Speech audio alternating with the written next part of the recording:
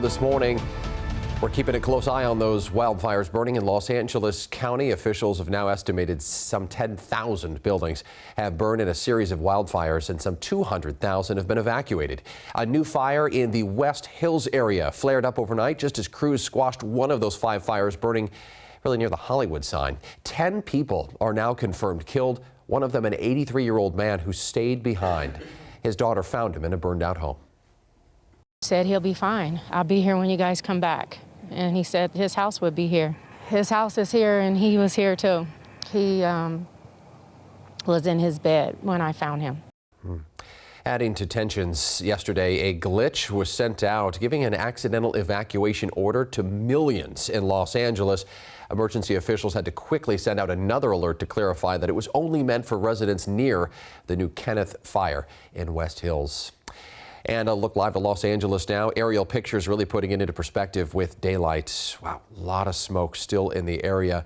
Just when you think firefighters start getting the upper hand, you see pictures like this to just show you the immense devastation there.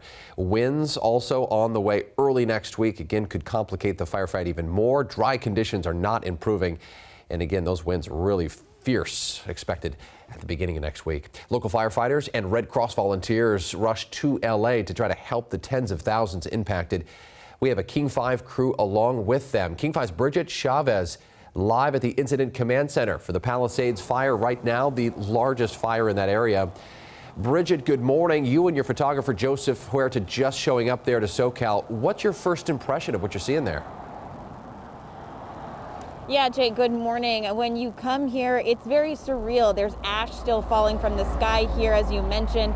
There is smoke covering the air. We're seeing a lot of crews heading to the northeast side of the fire. That's where CAL FIRE says that it's burning the most intensely right now. This is where folks are staging, so there's dozens of police officers and firefighters here behind me, and we did just get an update. This fire is now at 8% containment, up from 6. So again, they are making progress here. We're going to show you some drone video that was shot of the Palisades fire, the area. You can just see just very widespread devastation. Even talking to folks who've been evacuated, telling us, that their homes that their families have been in for generations were just completely gutted, and telling us, that they have never seen anything like this before. Some of them leaving with only the clothes on their backs. One man said he had to borrow a friend's electric bike just to get through the destroyed neighborhoods and check on his house.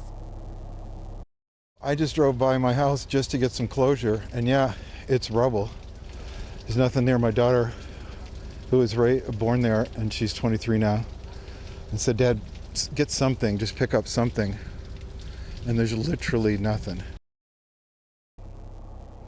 And you can just see over there how smoky the skyline is. So that's pointing towards the southern end of where we are. And firefighters also tell us that they're really trying to get a fire line and a handle on that end of the fire as well, because that's Santa Monica. So that would be really bad if this thing spread that way. So again, they're making progress, but again, it's slow progress. The wind here has picked up just a little bit. We're seeing a slight breeze, which again, as you mentioned, those dry conditions and any wind at all, not good news, Jake. Bridget, I know you guys are just getting your day started for coverage, but have you noticed any families? What's the shelter situation like, and are folks just eager to get back to their properties? I think at this point, Jake, the folks that we've spoken to that have been in hotels, they don't even know what their next move is. Many of them that we spoke with say their homes are completely gone and destroyed, so it's just a wait-and-see situation. No one is allowed in this area except first responders and media. There are National Guard troops at all of these checkpoints, too, to get in and out, so they don't want people in these areas while this firefight continues. Yeah, no doubt. It is a major safety concern still. All right, Bridget, we'll let you go. Thanks so much for your time this morning. We'll be watching for her reports throughout the day.